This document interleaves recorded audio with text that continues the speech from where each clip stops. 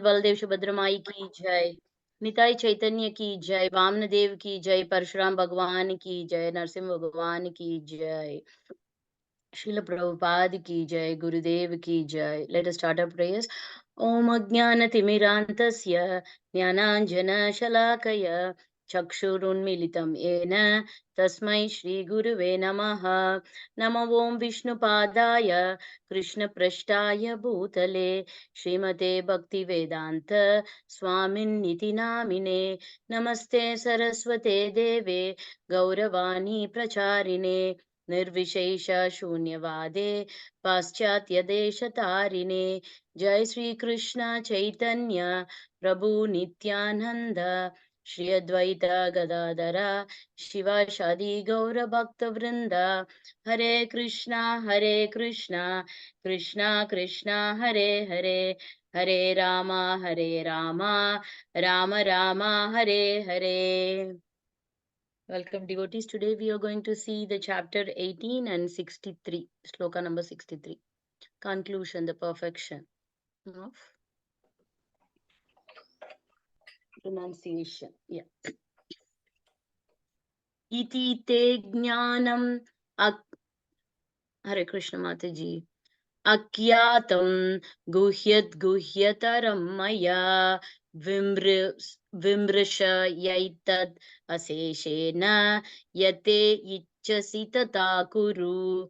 Iti te jnanam akyatam guhyataram maya vimrisha yaitad aseshena yache ichasi tata kuru. Thus, I have explained to you knowledge still more confidential. Deliberate on this fully and then do what you wish to do. Mataji, Prabhu, anybody wants to read the sloka once, please? Hare Krishna, Mataji, shall I? Please, Mataji. Thank you. Yeah, go ahead. Iti te jnanamakyatam gugyataram maya vimrishaidat aseshena yateche sati tata guru. Hare Krishna, Mataji. Thank you, Mataji. Hare Krishna. So this verse is a very, very important verse in the Bhagavad Gita. Krishna is concluding the entire Bhagavad Gita in this verse. Very important verse. So, iti te jnanam agyatam guhyataram maya. So Krishna is saying, thus I have given you the knowledge still more confidential. And then he says, vimrisha yat tat asheshena yate ichasi tata kuru. So deliberate on this. I have given the confidential knowledge, more confidential knowledge. Now deliberate on this. And finally he says, deliberate on this completely. And then it's very importantly, Krishna says to Arjuna, yate ichasi tata kuru. Whatever you wish, you just do it. Do whatever you wish. So how wonderful this is, right? This shloka also speaks about the renunciation of the Supreme Lord, Krishna's renunciation. He has explained everything till the previous shloka. He has explained about karma yoga, jnana yoga, bhakti yoga, ashtanga yoga, everything he explained. And now, like he's just telling Arjuna, however you wish, you do that. Just do according to your wish. So when a person is telling this, then we should just imagine how much of renunciation he needs to tell this, right? Of course, Krishna is Atma Rama. He is complete. He is Purna. So he is the supreme and he is complete in renunciation also. He is the fullest in renunciation. That's why he's saying, I have said, I have given all this knowledge to you. Now, whatever you wish to, yate ichasi, whatever you wish to do, you do it. So we have to understand how Krishna is dealing with the living entities over here. Actually, he has given each and every living entity a minute independence. He doesn't really enforce us. There is no question of force at all here. It's a complete package of love and affection. He has given complete independence to each and every living entity. He allows whatever you want, you do it. So, like, we may also think, yes, Krishna is just giving us everything, whatever we think, whatever we want to do. Then we may have a question, then why is Krishna allowing the wrong things also to do? Why is he allowing the wrong things to do? He should not allow that. So it is not like that. The desire is so intense. Definitely, Krishna is just giving instructions from inside also, from the supreme soul. From inside also, he is just giving us, no, this is not good. And he is giving us the instruction. And externally also, through his uh, through a, through a spiritual master, through a representative, he is just like making us to understand what is correct and what is wrong. The instructions are coming from a guru too, but still the desire of the person, the desire of the living entity is so strong that he doesn't hear all these things. He wants to do. So finally what Krishna does, okay, do whatever you want. That's what is that independence. Krishna has lot of love. He treats each and every living entity equally. He has lots of love and affection towards us. Even though he keeps instructing us, finally he tells, whatever you want, you do. So even the wrong things, whatever people wanted to do, also happens because Krishna has given the independence there. So that is the desire, that is the intensity of the desire. So we all should contemplate how our desire should be, right? So this is what Krishna is telling here to Arjuna also. Like, he has told all the instructions in this Bhagavad Gita. He has just said everything: karma yoga, jnana yoga, bhakti yoga, ashtanga yoga, everything he has said. And now finally he's saying, like, I have given the more confidential knowledge also, and now you do whatever you wish to do. So let us get into this deep, what Prabhupada is giving us in his purports. The Lord has already explained to Arjuna the knowledge of Brahma Bhuta. One who is in the Brahma Bhuta condition is joyful. He never laments, nor does he desire anything. That is due to confidential knowledge. Krishna also discloses knowledge of the super soul. That is also Brahman knowledge, knowledge of Brahman, but it is superior. So Krishna has given the various aspects. Krishna has given the knowledge in various aspects in this Bhagavad Gita till the previous shloka. He has given us guhyat, that is the confidential knowledge, the knowledge of the spirit soul, the knowledge of the Brahman, Guhyat. And then he has given a more confidential also, Guhyataram. That is also he has given the knowledge of the super soul, the Paramatma, who lives in every living entity's heart as a Paramatma. He has given the knowledge. It's like this. How is the confidential knowledge, all these things, how it is being split in this Bhagavad Gita is the first six chapters, 1 to 6.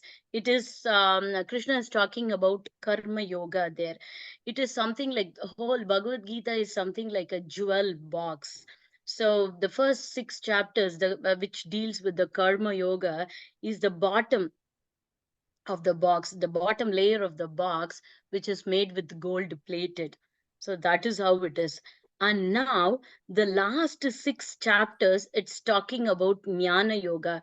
It is the lid of this jewel box. It is the lid. The lid is bedecked with lot of like valuable gems. Those gems we are going to see in the further shlokas here. So this is the last six chapters is like the lid of the jewel box, and the middle part is having very valuable jewels inside this box, right? So the jewel box has very valuable jewels inside this. The bottom one and the top one, these are the coverings, and inside what is there, it is very valuable. It is very valuable jewelry. That is the Bhakti Yoga. The middle 6 chapters, Krishna is talking about Bhakti Yoga. So it is a complete treasure what Krishna has given us in this Bhagavad Gita. So in this way, he has given the knowledge and more confidential knowledge to us. Further, he is explaining, Prabhupada is saying, here the words, Yate ichasi tata kuru, as you like, you may act, indicate that God does not interface with the little independence of the living entity. In Bhagavad Gita, the Lord has explained in all respects how one can elevate his living condition. So Krishna never forces us. He always sanctions whatever a living entity desires for. The more how intense the desires are, so it depends on that, and then he sanctions it. So when he is sanctioning everything, then there is only love in this. There is no question of forcing anything in this, right? So this is how it is. Like he's just like sanctioning everything whatever we wish for. And he says, okay, whenever you turn back and wanted to come to me, just come to me at that time only. Till then you do whatever you want. So Krishna is just like sanctioning everything. But on sanctioning everything, as a super soul, he's instructing us from inside.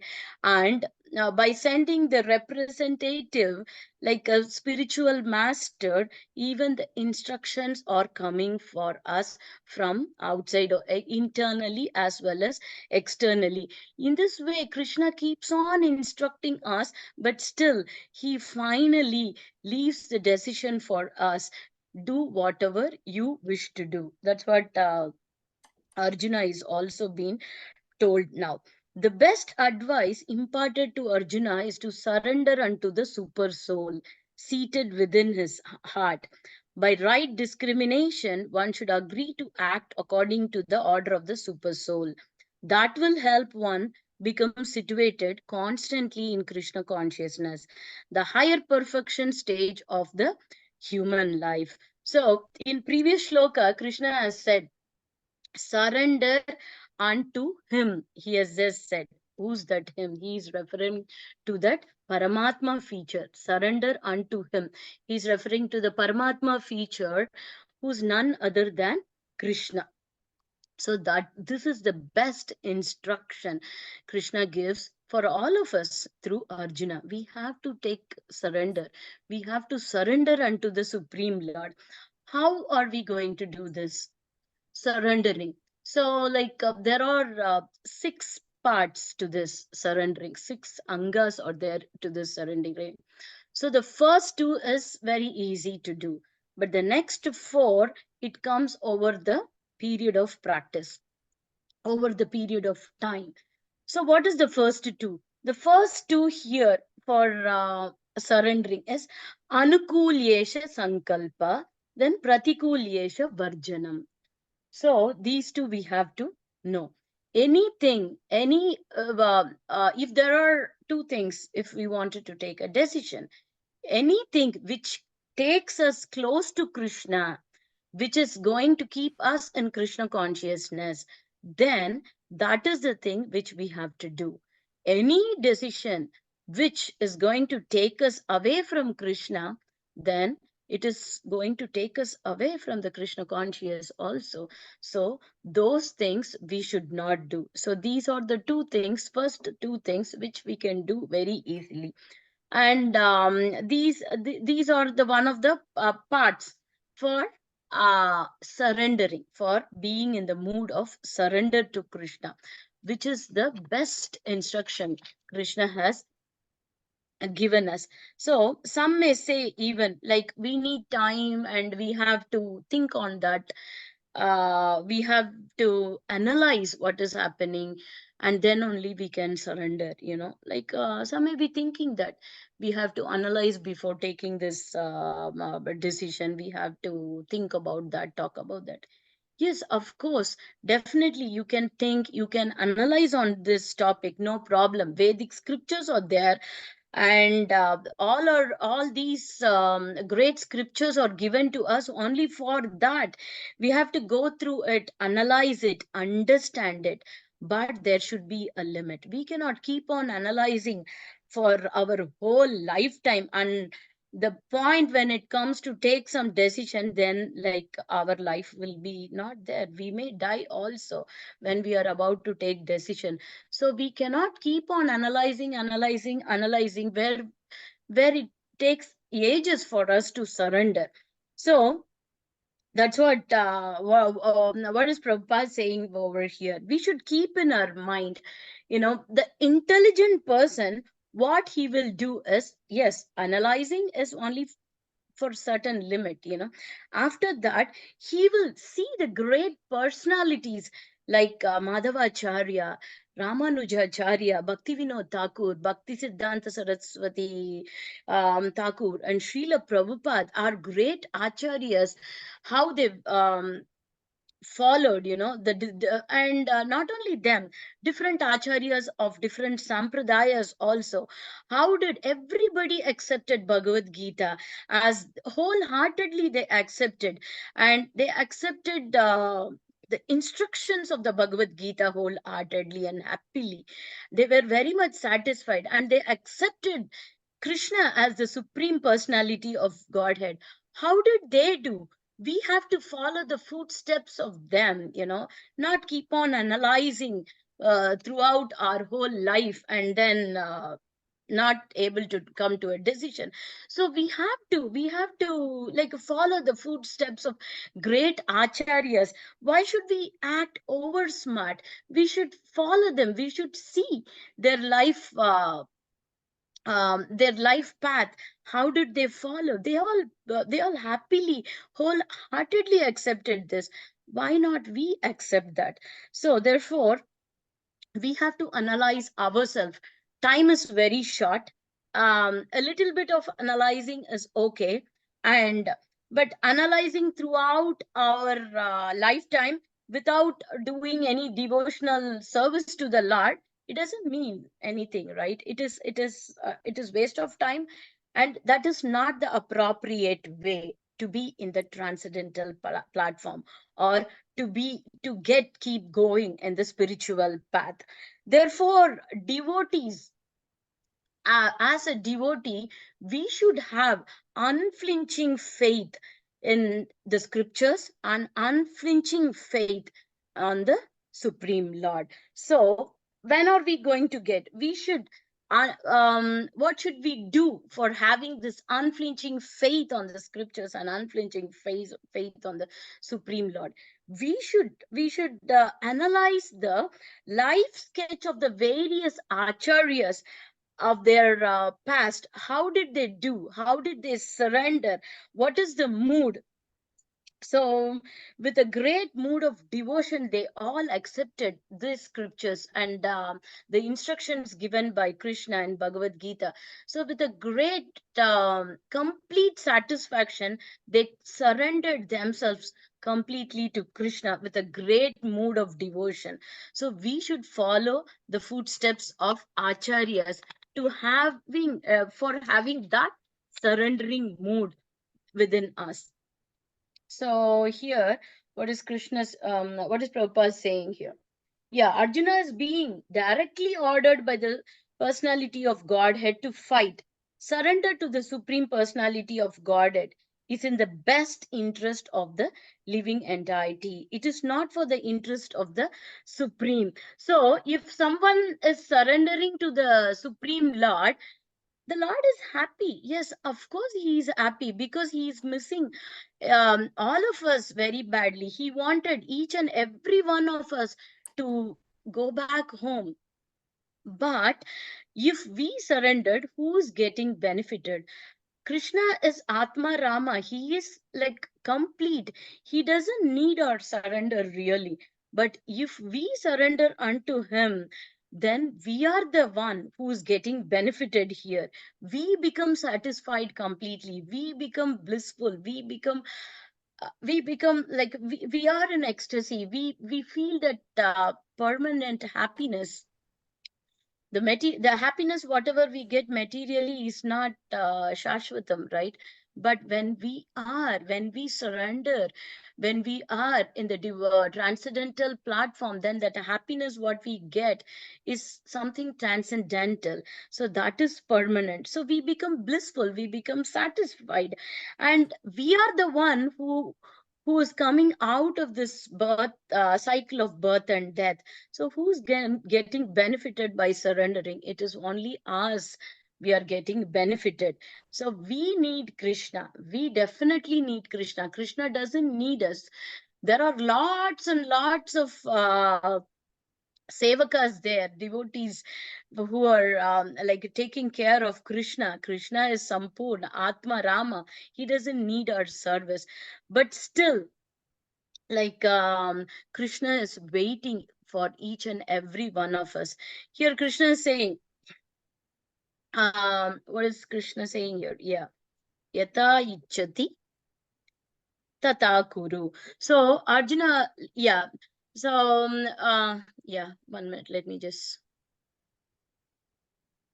So how is like Krishna doesn't need us, we need him, but still he wants each and every one of us to come back to him. Like a parent doesn't show any partiality between the kids, right? The love is being equally distributed to each and every kid. So Krishna is waiting for each and every one of us to come back to him. So that is how his love is. So we have to be eager, we have to be sincere in serving him. When he sees the sign, he's just waiting to take each and every one of us back home to Godhead. But he's just waiting for the sign from us, the sincerity of devotion, the sincerity of surrender to him.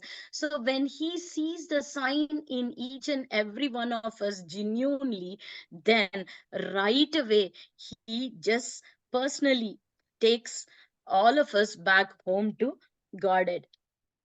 So this is what we have to learn all these things from our acharyas. So finally, Prabhupada is saying here, such instructions comes also through the spiritual master, the bona fide representative of Krishna. So we say it is very tough to understand. We might say it is very tough to understand Bhagavad Gita, or it is very complicated. The instructions are complicated. Those instructions are given only for Arjuna, not for us. No, it is not like that. It is Arjuna is a mediator, media. Krishna is giving all these instructions to us through Arjuna. And when we have the strong desire of understanding the scriptures, the Supreme Lord knows our heart and he sanctions, he sends a representative, he sends a bona fide guru for us to learn the scriptures in a very nice way. When we have that icha towards that, when we wanted to render devotional service, when we wanted to hear the knowledge of the scriptures and everything. So we are all very fortunate.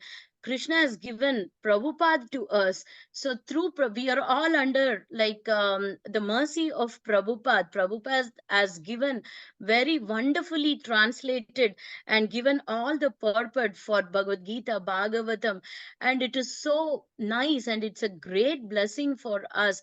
Prabhupada translated so many scriptures for us, and it is our intense desire. Krishna is showing us this path. He has sent the bona fide spiritual master, the representative for us, so that we understand the scriptures very easily and nicely. So here, Krishna said Arjuna, right? Yata ichchati tata kuru. So now, like, okay, Krishna said, okay, do whatever you wish. Now Arjuna is thinking, oh, Krishna has told about karma yoga, jnana yoga, bhakti yoga. Ashtanga yoga. He's just like deliberating between all these things, and he's thinking. He's getting a little bit more of, more of like deliberating on all these topic. And Krishna saw Arjuna. Oh, why my devotee is like in pain of deliberation. He's like, oh my god, he's going through a lot of pain. Then like he's just like saying, Arjuna, I have given the guhya and guhyatara, right? Like he has given the knowledge and more confidential knowledge and more confidential knowledge. After seeing Arjuna deliberating, Krishna is like, oh no, my devotee should not be going through this pain. Now Krishna is going to give him the guhyataram also, the most confidential knowledge also, in the next verses. So we will see those verses also in the coming classes. Thank you, Matajis and Prabhujis. Any doubts? Yeah, please welcome. Yeah, Vanchakalpatarubhyascha kripa sindhubhyo vacha patitanam pavanebhyo vaishnavebhyo namo namah. Thank you so much. Thank you, Ratna Mataji. Hari Bol. Thank you, Prabhu, for giving me the Thank you, opportunity. Mataji. Dandavat pranam. Hare Hello, Krishna Pranam Mataji, Dhanvat Mataji. Pranam. Mataji, Hare thank Krishna Hello to to all the all the assembled devotees.